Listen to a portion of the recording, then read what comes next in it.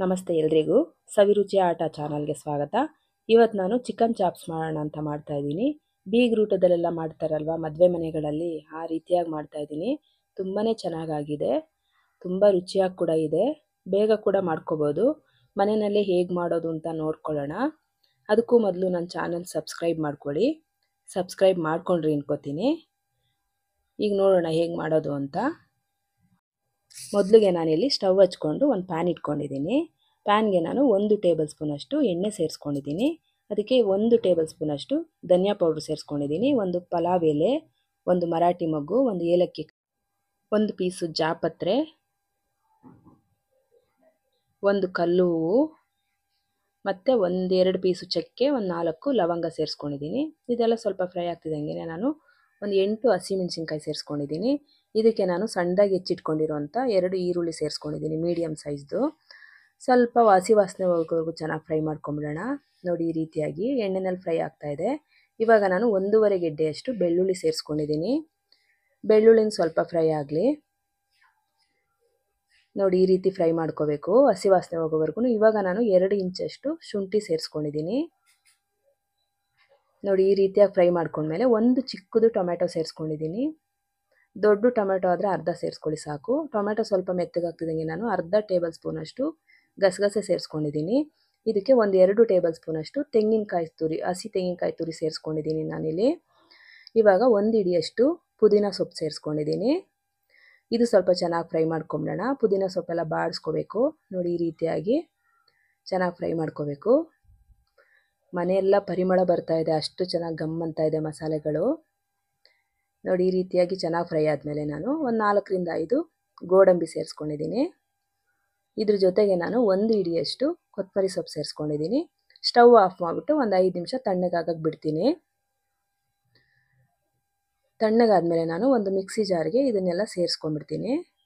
ನಾನು ಏನಿವಾಗ ಮಸಾಲೆ ಎಲ್ಲ ಫ್ರೈ ಮಾಡ್ಕೊಂಡಿದ್ದೀನಲ್ವ, ಇದನ್ನೆಲ್ಲ ಒಂದು ಮಿಕ್ಸಿ ಸೇರಿಸ್ಕೊಂಡ್ಬಿಡ್ತೀನಿ. ನೋಡಿ, ಈ ರೀತಿಯಾಗೆಲ್ಲ ಸೇರಿಸ್ಕೊಂಡಾದ್ಮೇಲೆ ಇದಕ್ಕೆ ಸ್ವಲ್ಪ ನಾನು ನೀರು ಹಾಕ್ಕೊಂಡು ಸೇರಿಸ್ಕೊಂಡಿದ್ದೀನಿ. ರುಬ್ಬೋದಕ್ಕೆ ನೀರು ಸೇರಿಸ್ಕೋಬೇಕಲ್ವ, ಅದಕ್ಕೆ ಬಾಣಲಿಗೆ ಹಾಕ್ಕೊಂಡು ಸೇರಿಸ್ಕೊಂಡಿದ್ದೀನಿ.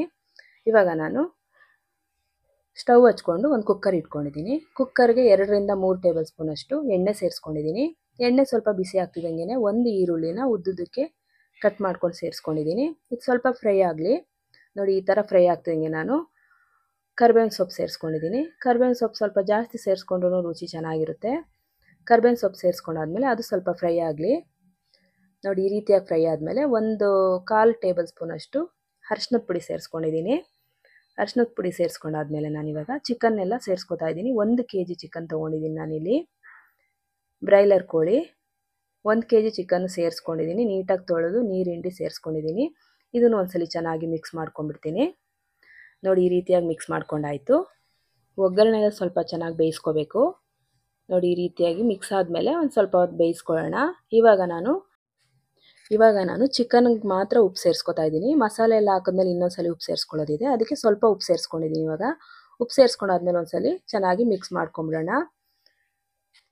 ಚಿಕನ್ಗೆ ಮೊದಲೇ ಉಪ್ಪು ಹಾಕಿದ್ರೆ ಸ್ವಲ್ಪ ಚೆನ್ನಾಗಿ ಉಪ್ಪೆಲ್ಲ ಹಿಡೀಲಿ ಅಂದ್ಬಿಟ್ಟು ಪೀಸ್ಗೆ. ಇವಾಗ ನೋಡಿ, ಈ ರೀತಿಯಾಗಿ ರುಬ್ಕೊಂಡಿದ್ದೀನಿ ನಾನು, ಚೆನ್ನಾಗಿ ನೈಸಿಗೆ ರುಬ್ಕೊಂಡಿದ್ದೀನಿ. ಧನಿಯಾ ಕಾಳೆಲ್ಲ ನೈಸ್ ಆಗಿದೆ. ಇವಾಗ ಇದು ಎತ್ಬಿಟ್ಟು ಸೈಡ್ಗೆ ಇಡೋಣ. ಇವಾಗ ನೋಡಿ ಯಾವ ರೀತಿ ಬೆಂದಿದೆ ಅಂತ ಚಿಕನ್ನು. ನೀರಿನ ಅಂಶ ಎಲ್ಲ ಫುಲ್ಲು ಹೋಗಿದೆ. ನಾವೇನು ಹೇಳ್ತೀವಿ, ಚೆನ್ನಾಗಿ ಇಮ್ರೋಗಿದೆ ನೀರೆಲ್ಲ. ಇನ್ನೊಂದು 2 ನಿಮಿಷ ಈ ಥರ ಬೇಯಿಸ್ಕೊಂಡು ನಾನು, ನೋಡಿ ಈ ರೀತಿ ಚೆನ್ನಾಗಿ ಬೆಂದಿದೆ. ಇವಾಗ ನೋಡಿ, ಬರೀ ಎಣ್ಣೆ ಅಂಶ ಬಿಟ್ಕೊಂಡಿದೆ. ಇವಾಗ ನಾನು ಇದಕ್ಕೆ ರುಬ್ಕೊಂಡಿದ್ದಂಥ ಮಸಾಲೆನ ಸೇರಿಸ್ಕೊಂಡ್ಬಿಡ್ತೀನಿ.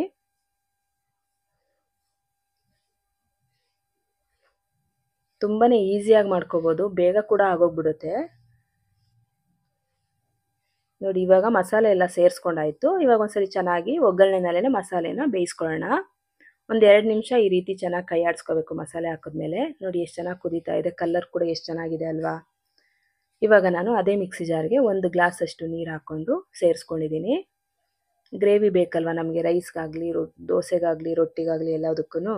ಅದರಿಂದ ನಾನಿವತ್ತು ರೊಟ್ಟಿ ಜೊತೆಗೆ ಮಾಡ್ಕೊತಾ ಇದ್ದೀನಿ. ನನಗೆ ಎಷ್ಟು ಬೇಕೋ ಅಷ್ಟು ನೀರು ಸೇರಿಸ್ಕೊಂಡು ಚೆನ್ನಾಗಿ ಕುದಿಯೋಕ್ಕೆ ಇಟ್ಬಿಡಬೇಕು. ಇವಾಗ ನಾನು ಮಸಾಲೆಗೆ ಉಪ್ಪು ಬೇಕಾಗಿರುತ್ತಲ್ವ, ಆವಾಗಲೇ ಬರೀ ಚಿಕನ್ಗೆ ಆಗೋಷ್ಟು ಹಾಕಿದ್ದೀನಿ. ಇವಾಗ ಎಷ್ಟು ಉಪ್ಪು ಬೇಕೋ ಅಷ್ಟು ನೋಡಿಕೊಂಡು ಉಪ್ಪು ಸೇರಿಸ್ಕೊಳ್ಳೋಣ.